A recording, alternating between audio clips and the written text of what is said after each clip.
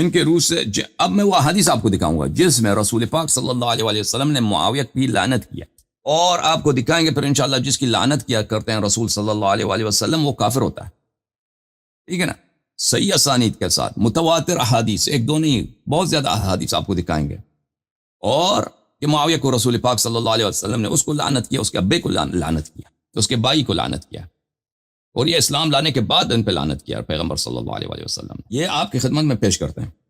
میرے محترم ناظرین، یہ کتاب ہے البحر الزخار المعروف بمسند البزار الجزء التاسع، چاپ مکتبۃ العلوم والحکم المدینہ المنورہ، کتاب چھپی ہے سنہ 1418 میں۔ یہاں پر ملاحظہ فرمائیے صفحہ نمبر 286 میں، حدیث نمبر 3839 میں، حدثنا سکن ابن سعید حدثنا عفوا یہ میں نے دکھایا بھی نہیں آپ کو، متن پتہ نہیں، معاف کریں۔ البحر الزخار جلد نمبر 3، چاپ مکتبۃ العلوم والحکم، صفحہ نمبر 286، حدیث 286، حدیث نمبر 3839۔ حدثنا حماد بن سلمہ عن سعید بن جمہان عن سفینہ رضی اللہ عنہ۔ آپ یہ دکھائیں گے کہ انشاءاللہ یہ سند صحیح ہے۔ اچھا حدیث کیا ہے؟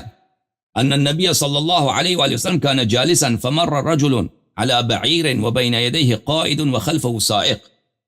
رسول پاک صلی اللہ علیہ وسلم تشریف فرماتے ہیں، ان کے سامنے سے ایک شخص اونٹنی پہ سوار تھا، اس کے آگے ایک شخص تھا کہ وہ اونٹ کا لگام لے کے آگے جا رہا تھا، اور اس اونٹ کے پیچھے بھی ایک شخص تھا کہ اونٹ کو وہ آگے رہنمائی کر رہا تھا۔ تو ایک سائق تھا، ایک قائد ہے۔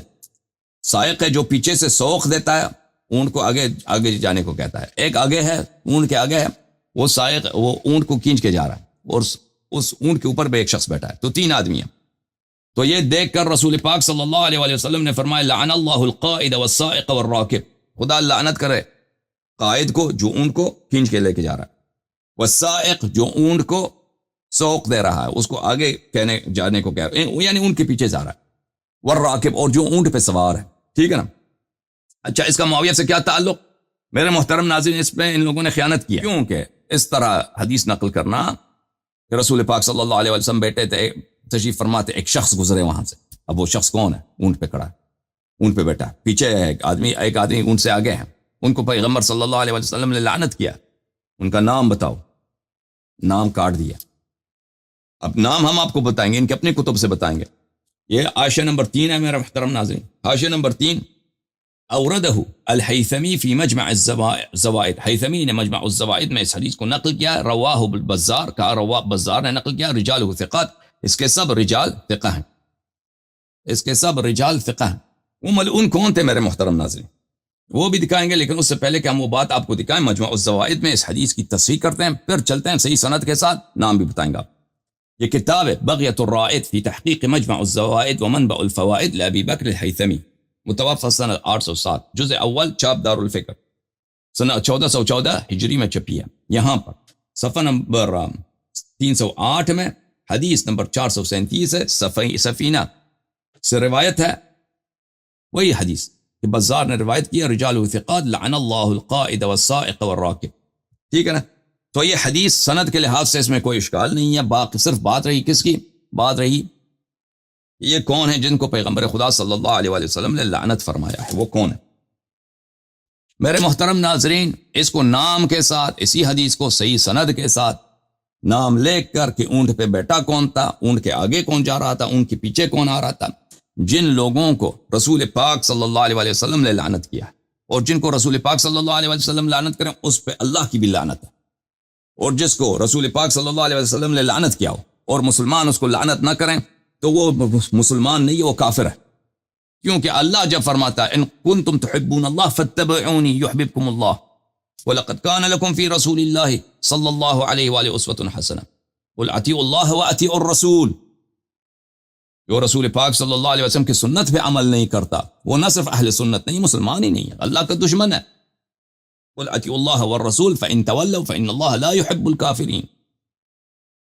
اللہ کی اطاعت کرو اور رسول صلی اللہ علیہ وآلہ وسلم کی اطاعت کرو، اور اگر پشت پھیرو گے، پیٹھ پھیرو گے، پیروی نہیں کرو گے، فإن اللہ لا يحب الكافرین، تم کافر ہو اور اللہ تم سے بغض رکھتا ہے. اللہ کافروں سے محبت نہیں کرتا. ٹھیک ہے نا. تو میرے محترم ناظرین، ہم بتائیں آپ کو کہ یہ کون تھے جن پہ رسول پاک صلی اللہ علیہ وسلم نے لعنت کی. کتاب سیر اعلام النبلاء، الجزء الثالث عشر، چاپ مؤسسۃ الرسالہ. اس ملاحظہ فرمائیں یہاں پر صفحہ نمبر 162 میں علامہ احمد ابن یحییٰ ابن جابر البلاذری، بلاذری صاحب کا ترجمہ. الکاتب صاحب التاریخ الکبیر، یہ کاتب تھے، صاحب تاریخ کبیر تھے. اچھا، کن لوگوں سے انہوں نے علم حاصل کیا وہ بھی مذکور ہے. اور پھر لکھا ہے یہاں پر وَكَانَ كَاتِبًا بَلِيغًا شَاعِرًا مُحْسِنًا، بڑے کاتب تھے، بڑے بلیغ تھے، شاعر تھے، محسن تھے. اور یہاں پہ لکھا ہے وَكَانَ جَدُّهُ جابر بلی وتوفي بعد 70 و200، ان کی وفات ہے 270 کے بعد، مثلا 275 وغیرہ، یعنی بہت پرانے عالم ہیں، یعنی جیسے ترمذی، نسائی، ان جیسے بخاری، ان کے جنریشن کے عالم. اور یہ کہ بلاذری یہ خود تھے، یہ بلاذری ان کے جد تھے نا، جس نے بلاذر کہا تھا، اس کے بلاذر سے اس کی طبیعت خراب ہو گیا تھا، تو اس میں اختلاف ہے. اکثر لوگ کہتے ہیں اس کے جد تھے. بہرحال یہ بہت بڑے مورخ ہیں. یہ کتاب معجم الادباء ارشاد العریب الى معرفت ادیب، تالیف یاقوت الحموی، جزء اول. یہاں پہ ملاحظہ فرمائیے محترم ناظرین، صفحہ نمبر 205 میں احمد، صفحہ نمبر 530 میں ترجمہ نمبر 205 احمد ابن یحییٰ ابن جابر البلاذری کے متعلق کیا فرماتے ہیں؟ وَكَانَ شَاعِرًا رَاوِيَّةً، بلے شاعر ہیں اور راوی حدیث ہیں. وَكَانَ احمد ابن یحییٰ، احمد ابن یحییٰ جابر، احمد ابن یحییٰ ابن جابر عالما فاضلا شاعرا راویة نسابة متقنا. احمد ابن یحییٰ البلاذری فاضل تھے، شاعر تھے، راوی حدیث تھے، کثرت سے روایت کرتے تھے، نسابت علم انصاب ان کو آتا تھا، متقن تھے، بڑے محقق آدمی تھے. اور بادشاہ جو تھا وہ متوکل، اس کے ساتھ اس کا اٹھنا بیٹھنا تھا، اور اس کے بیٹے کو یہ تعلیم دیتے تھے. وقال محمد ابن اسحاق ابن الندیم، ابن ندیم نے کہا ہے کہ اس کے کئی کتاب ہیں، کتاب البلدان الکبیر، اور نسب الاشراف، وہ الکتاب المعروف المشہور، اور اس کا کتاب ہے معروف مشہور انساب الاشراف. اچھا میرے محترم ناظرین، یہ کتاب ہے عصر الخلافت الراشدہ، تالیف الدکتور اکرم ضیاء العمری. دکتور اکرم ضیاء العمری یہ مدینہ منورہ میں حدیث کے پروفیسر تھے، شاید ابھی ان کی وفات ہو گئی ہے. ان کی بہت مشہور کتاب ہے تاریخ میں، عصر الخلفاء خلافہ الراشدہ، خلافت راشدہ کی پیریڈ. تو اپنی کتاب کی شروع میں تاریخ کے منابع پہ یہ بحث کرتے ہیں. یہاں پر صفحہ نمبر 15 میں طبری کے بعد سب سے اہم تاریخ کا مجموعہ، تاریخ کا مصدر کون سا کتاب ہے؟ یہ فرماتے ہیں کہ بلکہ طبری سے بھی بہتر ہے. طبری زیادہ وسیع ہے انصاب الاشراف سے، لیکن زیادہ اعتبار کس کا ہے؟ انصاب الاشراف کا ہے. البلاذری، اچھا فرماتے ہیں بلاذری کے متعلق وَيُعَدُّ البلاذری ابرز المؤرخین المسلمین، بلاذری کا شمار ہوتا ہے the most prominent، سب سے زیادہ بارز، سب سے زیادہ بلند مرتبے کا مسلمانوں میں جو مؤرخ ہیں بعد الطبری، طبری کے بعد، من حیث سعة المعلومات التي دونها والفترات التاریخیة التي غطاها، سعت معلومات کے لحاظ سے اور جن پیریڈز کو اس نے کور کیا ہے. طبری کے بعد سب سے بڑا مؤرخ کون ہے؟ بلاذری. لیکن اس کی کتاب تاریخ طبری سے بہتر ہے. حالانکہ بہت سارے افاضل نے فرمایا کہ اصح التواریخ، ابن خلکان وفیات الاعیان میں کیا کہتا ہے؟ اصح التواریخ، صحیح ترین تاریخ جماعت عمریہ کا کون سا ہے؟ تاریخ طبری ہے. لیکن یہ محقق ان سے اختلاف کرتے ہیں. لیکن کتابه انصاب الاشراف احسن انتقاء للروایات وانقى اسانید واکثر اتفاقا مع روایات اہل الثقة والصدق من تاریخ الطبری. لیکن کتاب انصاب الاشراف اسانید کے لحاظ سے زیادہ صحیح ترین اسانید پہ مشتمل ہے، اور اس کے جو روایات ہیں، اس کے اسانید جو ہیں اہل ثقہ جنہوں نے تاریخ نقل کیا ان سے زیادہ ان کے ساتھ متفق ہے طبری کے بنسبت، یعنی اس سے زیادہ معتبر کتاب ہے طبری سے. اب جب یہ پتہ چلا میرے محترم ناظرین، آپ کی خدمت میں آپ کو لے کے چلتے ہیں انصاب الاشراف میں کہ وہاں پر اسی حدیث کو نام کے ساتھ نقل کیا ہے. کتاب جمل من انساب الاشراف،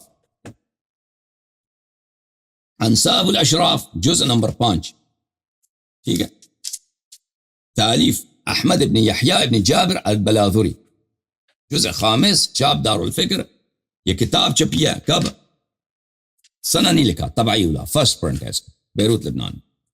صفحہ نمبر 136 میں آخری صفحے میں جو حدیث ہے ملاحظہ فرمائیے. حدثنا خلف حدثنا عبد الوارث ابن سعید ابن جمحان عن سفینہ مولا ام سلمہ.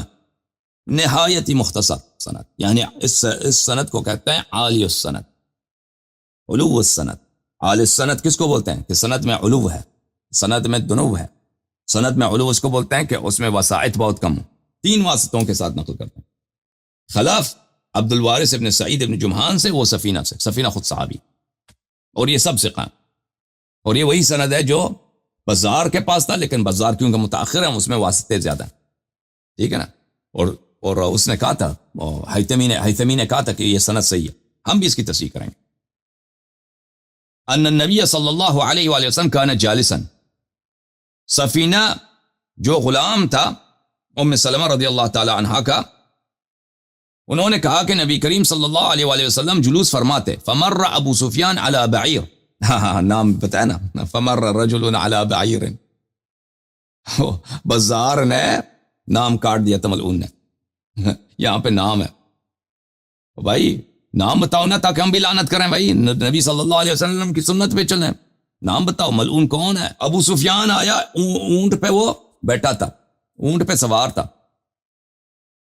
فمر ابو سفیان علی بعیر، ابو سفیان وہاں سے گزر گیا، وہ سوار تھا ایک اونٹ پر. ومعه معاویہ واخ لہ، اور اس کے ساتھ معاویہ تھا اور معاویہ کا ایک بھائی. ایک باپ ہے، ایک 2 بیٹے. ہائے ہائے ہائے، لعنت ہی لعنت، لعنت ہی لعنت. احدہما یقود البعیر والآخر یسوقہ، ایک اونٹ سے آگے ہے، ایک اونٹ سے پیچھے ہے. تو یہ تینوں نے قافلہ بنایا، ایک آگے، بیچ میں ابو سفیان اور ایک پیچھے جا رہے ہیں. فقال رسول اللہ صلی اللہ علیہ وآلہ، رسول پاک صلی اللہ علیہ وآلہ وسلم نے فرمایا، لعن اللہ الحامل والمحمول والقائد والسائق، اللہ لعنت کرے حامل کو یعنی اس اونٹ کو جو ان کو لے کے جا رہا ہے، والمحمول جو اونٹ اس کو لے کے جا رہا ہے، جو اونٹ کا سوار ہے، دونوں کو لعنت کرے، اللہ لعنت کرے. اور قائد اور سائق کو، اور وہ جو اونٹ کے آگے ہے اور جو اونٹ کے پیچھے ہے. تو معاویہ کی لعنت ہو گئی نا، اس کے پوری خاندان کی، ٹھیک ہے نا، اس کے ابے کے، اس کے بھائی کے، اس کے خود اپنی لعنت ہو گئی. اچھا، سند کیا ہے میرے محترم ناظرین؟ سند یہ خلف اس کا شیخ ہے. خلف کس کا شیخ ہے؟ خلف شیخ ہے، اللہ آپ کا برلا کرے، استاد ہے احمد ابن یحییٰ ابن جابر کا، بلاذری کا استاد ہے. اور یہ خلف جو ہے میرے محترم ناظرین، یا خلف ابن ہشام ہے یا خلف ابن سالم ہے، کیونکہ اس کے 2 شیخ تھے، دونوں کے نام خلف ہے، یا خلف ابن ہشام یا خلف، اس سے فرق نہیں پڑتا کیونکہ دونوں ثقہ ہے. اچھا، اور وہ روایت کرتا ہے عبد الوارث ابن سعید ابن جمحان سے، اور عبد الوارث ابن سعید ابن جمحان کو عبد الوارث ابن سعید عنبری کہتے ہیں، اور وہ ثقہ ہے. اور وہ روایت کا بھلے ان سفینہ مولا ام سلمہ، وہ روایت کرتے ہیں سفینہ سے. یہ عبد الوارث جو ہے، مجھے لگتا ہے یہ ہے میرے محترم ناظرین عبد الوارث ابن سعید، یا حدثنا عبد الوارث عن سعید ابن جمحان ہو، وہ بھی اس سے فرق نہیں پڑتا. عبد الوارث عن سعید ابن جمحان بھی ہو تو اس سے بھی فرق، عبد الوارث بھی ثقہ ہے، سعید ابن جمحان تو ہے ہی ثقہ. اچھا، اسے سفینہ سے روایت کیا، سفینہ خود صحابی ہے. اب ان حضرات کے متعلق کچھ بات کرتے ہیں میرے محترم ناظرین. خلف کے متعلق یہ کتاب الکاشف، کاشف فی معرفت من له روایت فی کتب الستہ، تالیف الذہبی، ذہبی ناصبی کی کتاب الکاشف. اور یہ کتاب چھپی ہے دار القبلہ للثقافہ میں چھپی. اچھا، یہاں پر صفحہ نمبر یہ 374 ہے، یہاں پہ دونوں خلف کے ترجمے ہیں. خلف ابن ہشام ہے اور خلف ابن سالم ہے. خلف ابن سالم وثقہ النسائی، مات سنت 231، سنت 231 اس کی وفات ہے. نسائی نے اس کی توثیق کیا. اور خلف ابن ہشام ابن بزار جو ہے، خلف ابن ہشام البزار، وہ مسلم سے بھی روایت کیا، مسلم نے ان سے بھی روایت کیا، من نبلاء الائمہ، بہت عظیم القدر امام ہے. سنہ 229 اس کی وفات ہے، 229 اس کی وفات ہے. ٹھیک ہے نا، یہ دونوں ثقہ. اچھا، تو یہ، اور اس نے عبد الوارث سے روایت کیا، خلف نے عبد الوارث سے. عبد الوارث صاحب کون ہے میرے محترم ناظرین؟ یہ سیر اعلام النبلاء جزء 8 چھاپ مؤسسۃ الرسالہ. ملاحظہ فرمائیں یہاں پر صفحہ نمبر 300 میں عبد الوارث ابن سعید، عین یعنی یہ بخاری مسلم سب کے مشائخ میں سے، اور جو بخاری اور مسلم دونوں ان سے روایت کریں تو اس کی وثاقت میں کوئی شک ہی نہیں. اس کے متعلق فرماتے ہیں الامام، یہ حدیث کے امام ہے، الثبت الحافظ المقرئ. یہ ثبت جو ہے یہ توثیق ہے، الحافظ یعنی شیخ حدیث کو حافظ کہتے ہیں، المقرئ مشائخ حدیث کو اس زمانے میں جو حدیث لوگوں کو سناتے تھے پڑھاتے تھے ان کو مقرئ بولتے تھے، تو ان کو کہا جاتا ہے. تو یہ سب توثیق ہے. وَكَانَ عَالِمًا مُجَوِّدًا مِنْ فُصَحَاءِ أَهْلِ زَمَانِهِ مِنْ أَهْلِ الدِّينِ وَالْوَرَعِ، اہل دیانت و اہل ورع، بہت بڑے علماء میں سے تھے. بہرحال یہ سب ان کے تعریف ہے. اب اس کے بعد کون ہے میرے محترم ناظرین؟ سعید ابن جمحان ہے. سعید ابن جمحان کا ترجمہ ملاحظہ فرمائیے. ذکر اسماء من تکلم فیہ وهو ثقہ، تالیف الذہبی.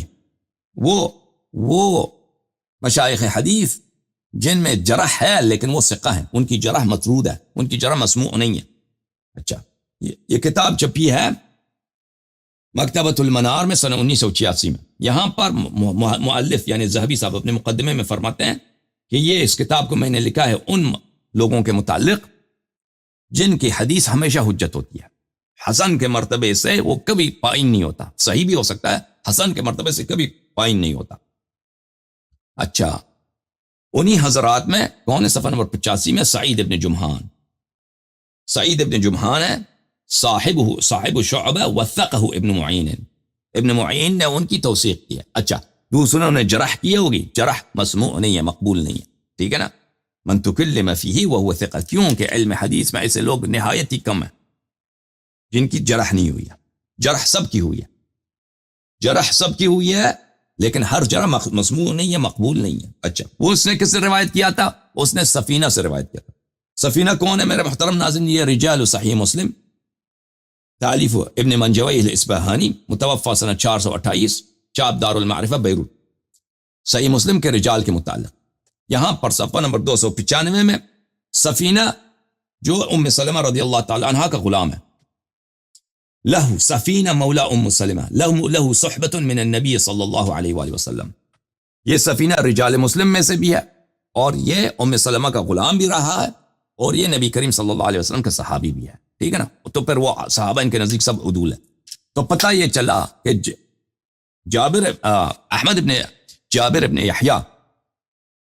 احمد ابن یحییٰ ابن جابر البلاذری نے اپنے کتاب انساب الاشراف میں وہی حدیث جس کو بزار نے سینسر کیا تھا، جن لوگوں کی لعنت ہوئی ان کے نام اس میں سے ہٹا دیا تھا، حیتمی نے بھی اس کی تصحیح کی تھی، اسی حدیث کو کمپلیٹ بغیر سینسرشپ کے اس نے نقل کیا ہے، اور صحیح سند کے ساتھ نقل کیا.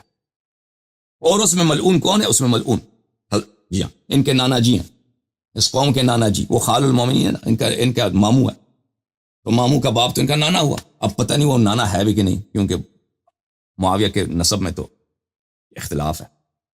ان کے ماموں ہیں، ان کے بڑے ماموں ہیں. ام حبیبہ کے 2 بھائی تھے نا، ابو سفیان اور ایک معاویہ اور ایک یزید. ٹھیک ہے نا، یزید معاویہ کا بیٹا ہے، ایک یزید معاویہ کا بھائی بھی ہے، اس کا نام بھی یزید ہے. تو ان تینوں کو رسول پاک صلی اللہ علیہ وآلہ وسلم نے لعنت فرمایا. اب مزید میرے محترم ناظرین، اب مختلف طرق سے، ہم نے کہا صحیح طرق سے، مختلف طرق سے ہم ثابت کریں گے کہ رسول اللہ صلی اللہ علیہ وآلہ وسلم نے معاویہ کو لعنت فرمایا، ابو سفیان کو لعنت فرمایا. تو ہمارا موضوع یہی ہے، اس حدیث کی مزید تصحیح کرتے ہیں. اب تصحیح ہو چکی ہے بھائی، اب سب پہ سنت ثابت ہو گیا کہ بھئی معاویہ کا لعن کرنا، اس سے براءت کرنا، اس کو لعنت کرنا، یہ سنت رسول صلی اللہ علیہ وآلہ وسلم ہے. ومن راغب عن سنتی فلیس منی، جو میرے سنت سے منہ پھیرتا وہ میری امتی ہے ہی نہیں، میں اس کا نبی نہیں ہوں، وہ میرا نہیں ہے، میرا امتی نہیں ہے، میرا فالوور نہیں ہے. ٹھیک ہے نا. وہ مسلمانوں سنت مانتے ہو، سنت یہی ہے، لعنت کرو اس ملعون، اس کے ابے کی لعنت کرو، اس کے بھائی کی لعنت، اس کے خاندان کی لعنت پر۔ اچھا، مزید اس کو ثابت کرتے ہیں۔ میرے محترم ناظرین، جماعت عمریہ کا ان کے خلفاء میں سے جن کو یہ امیر المؤمنین کہتے ہیں، جن کی طاعت ان پہ واجب ہے، جن کی سے مخالفت کرنا ان پہ حرام ہے، ٹھیک ہے نا، ان میں سے ایسے خلفاء میں سے ایک کا نام ہے المعتضد العباسی، اور انہی خلفاء میں سے خلیفے کا نام ہے المأمون العباسی۔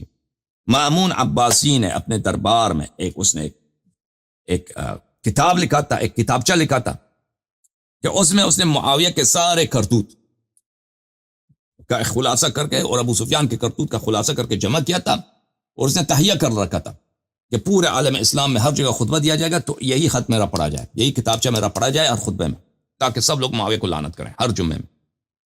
پھر اس کے وزراء نے اس کو مشورہ دیا کہ یہ کام نہ کرو، لوگ تمہارے خلاف کیا کریں گے، تمہارے خلاف بغاوت کریں گے، تو وہ اس کے خزانے میں تھا۔ پھر اسی کتاب کو معتضد نے نکال دیا، معتضد نے کہا کہ مجھے پرواہ نہیں ہے، لوگ بغاوت کرتے ہیں، بغاوت کرنے دو، اس کو پڑھو۔ اس نے نکال دیا بھائی، اس نے علن کر دیا اس کتابچے کو۔ پھر بھی علماء نے مخالفت کی تو پھر وہ کبھی پڑھا نہیں گیا، لیکن اس کو نقل کیا گیا۔ میرے محترم ناظرین، اور اس کا ناقل کون ہے؟ اس کا ناقل ہے طبری صاحب۔ طبری صاحب خود سنہ 316 کے متوفا، اور یہ وقائع انہوں نے نقل کیا اپنے تاریخ طبری میں سنہ 280 کے وقائع میں، اور وہ خود بغداد میں رہتے تھے، معتضد بھی بغداد میں تھا، دار الخلافہ میں یہ سب چلا ہے، تو اس کو سند کی ضرورت نہیں ہے، ٹھیک ہے نا، خود بھی بغداد میں رہتا تھا طبری، معتضد بھی بغداد دار الخلافہ میں، اس کے اپنے اس کو سند کی کیا ضرورت ہے، اس کی اپنی حیات میں یہ پیش آیا۔ اور معتضد ان کا امیر المؤمنین ہے بھائی، ان پہ واجب ہے کہ اس کی بات مان لیں، اس کی تصدیق کریں، اور وہ بھی معتضد جو کہتا ہے نا، اور مأمون نے جو کتاب میں لکھا ہے کہ یہ باتیں سب اجماعی ہیں، اس کا کوئی مخالف نہیں ہے۔ اچھا، ملاحظہ فرمائیے، تاریخ الطبری جزء 8 چھاپ مؤسسۃ العالمی للمطبوعات، کتاب چھپی ہے سنہ 1998 میں، یہاں پر سنہ 280 کے وقائع میں صفحہ نمبر 630 میں کتاب المعتضد فی شأن بنی امیہ، معتضد نے ایک کتاب نکلوا دیا، کہاں سے؟ خزانے سے۔ اس کتاب کا لکھنے والا کون تھا؟ مأمون تھا، اور اس نے حکم دیا کہ اس کو پورے عالم اسلام میں ممبروں سے پڑھا جائے، خطبوں میں۔ پھر پڑھا نہیں گیا لیکن وہ نقل ہوا ہے۔ اچھا، تو وہ جو کتاب ہے وہ کافی لمبا ہے، وہ سب بنی امیہ کے خلاف میں ہے۔ وہ یہاں سے شروع ہوتا ہے میرے محترم ناظرین، بسم اللہ الرحمن الرحیم، الحمد للہ العلی العظیم العلیم الحکیم۔ وہ اللہ تعالیٰ کی وحدانیت، رسول اللہ صلی اللہ علیہ وسلم کی رسالت، ان کی سیرت، ان کے ساتھ کیا ہوا، ان سب باتوں کو نقل کرتا رہتا ہے، نقل کرتا ہے، یعنی بیان کرتا ہے۔ پھر اس کے بعد رسول پاک صلی اللہ علیہ وآلہ وسلم کے سنت کو نقل کرنے کے بعد، ان کی سیرت کی طرف اشارہ کرنے کے بعد کہتے ہیں وَكَانَ ممن عاندہ ونابذہ وکذبہ وحاربہ من عشیرتہ العدد الکثیر والسواد الاعظم۔ جن لوگوں نے رسول پاک صلی اللہ علیہ وسلم کی مخالفت کی، ان کا انکار کیا، ان کی تکذیب کی، ان سے قتال کیا، ان کے خلاف جنگیں لڑی ہیں، اکثریت ان کا اپنے قبیلے کے آدمی تھے، اکثریت اپنے رسول صلی اللہ علیہ وسلم کے اپنے قبیلے کے آدمی تھے، یعنی قریش کے تھے۔ قریش کیا کرتے؟ یتلقونہ بالتکذیب والتثریب ویقصدونہ بالاذیۃ والتخویف ویبادونہ بالعداوہ۔ قریش رسول پاک صلی اللہ علیہ وسلم کی تکذیب کرتے تھے، ان کو ڈراتے تھے، ان کی اذیت کرتے تھے، اور مخالف یعنی کسی طرح سے وہ کسی قسم کا وہ کوتاہی نہیں کرتے تھے۔ جو بھی ممکن ہوتا تھا کہ رسول پاک صلی اللہ علیہ وسلم کی اس طریقے سے مخالفت کیا جائے، اس میں کوتاہی کمی نہیں کرتے تھے۔ اچھا، اس معاملے میں واشدہم فی ذلک عداوۃ، اس معاملے میں اس راستے میں سب سے زیادہ رسول پاک صلی اللہ علیہ وسلم کا شدید ترین دشمن، واعظمہم لہ مخالفۃ، رسول پاک صلی اللہ علیہ وسلم کا سب سے بڑا مخالف مشرکین میں، واولہم فی کل حرب ومناصبہ، اور سب جنگوں میں سب سے پیش قدم رسول پاک صلی اللہ علیہ وسلم کی دشمنی میں، کہ تلوار لے کے آؤ، للکارو، دوسروں کو بھی بلا دو، ان کو فنڈنگ بھی کرو، پیسے بھی دے دو، ان کو لے کے آؤ جنگ کے لیے۔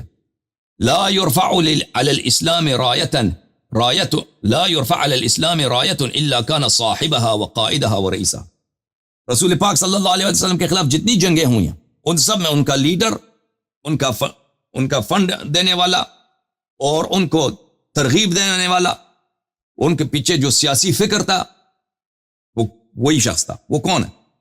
فی کل مواطن الحرب من بدر واحد والخندق والفتح. ابو سفیان ابن حرب. وہ کون ہے؟ ابو سفیان ابن حرب.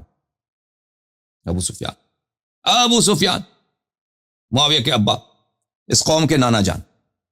ان قوم کے 2-3 نانا ہے نا. ایک نانا ان کا کون ہے؟ ایک نانا ہے ان کا ابو بکر ہے، ان کا مائی عائشہ. ایک ان کا نانا ہے عمر، مائی ان کا کون ہے؟ حفصہ. ایک نانا ہے ان کا ابو سفیان صاحب، کیونکہ ان کا مائی ہے کون؟ ام حبیبہ. یہ ابو سفیان ان کے نانا جان. من بنی امیہ.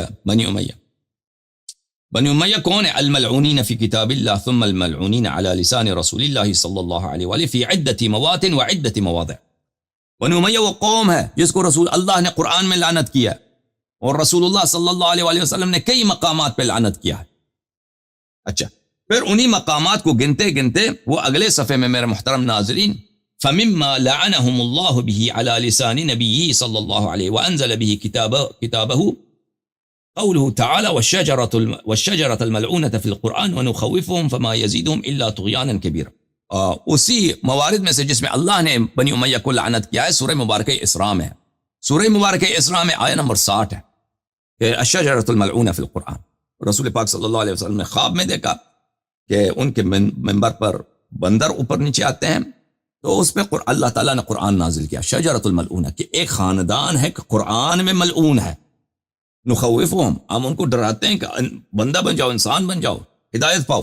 فما يزيدهم الا طغيانا كبيرا. تو جتنا ان کو ڈرائیں، ہدایت دے دیں، جتنا ان کو تنبیہ کر دیں، اتنا ہی ان کا طغیان، اتنا ہی ان کی سرکشی بڑھ جاتی ہے.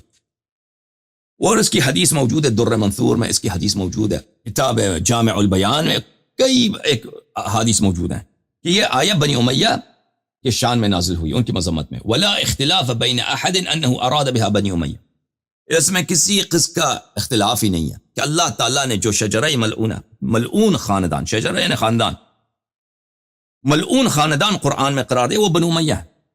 وہ ابو سفیان ہے، ابو سفیان کا بیٹا معاویہ ہے، ابو سفیان کی ماں عاقلۃ الاکباد، یہ لوگ ہیں. اچھا، یہ اللہ کی جو لعنت ہے، اس سے ہمیں ابھی فی الحال کام نہیں ہے.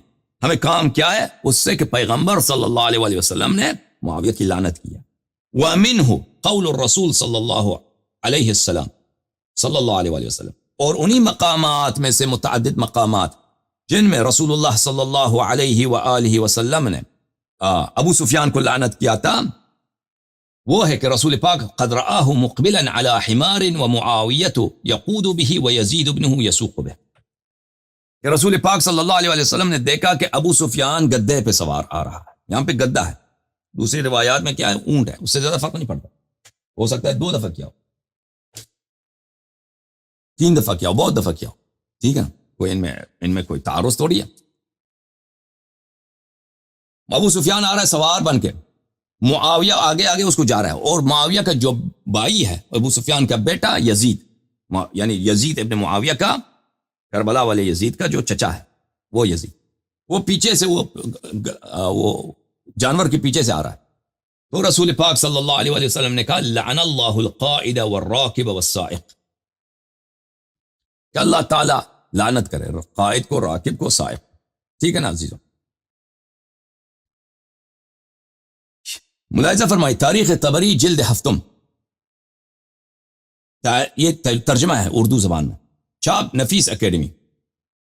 مترجم ہے کون؟ علامہ عبداللہ العمادی.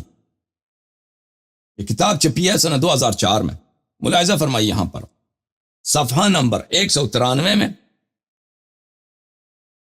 المعتزد باللہ کی کتاب کی نقل، معتزد باللہ نے جو کتاب لکھا ہے اس کا نقل آپ کے لیے پیش کر رہا ہے.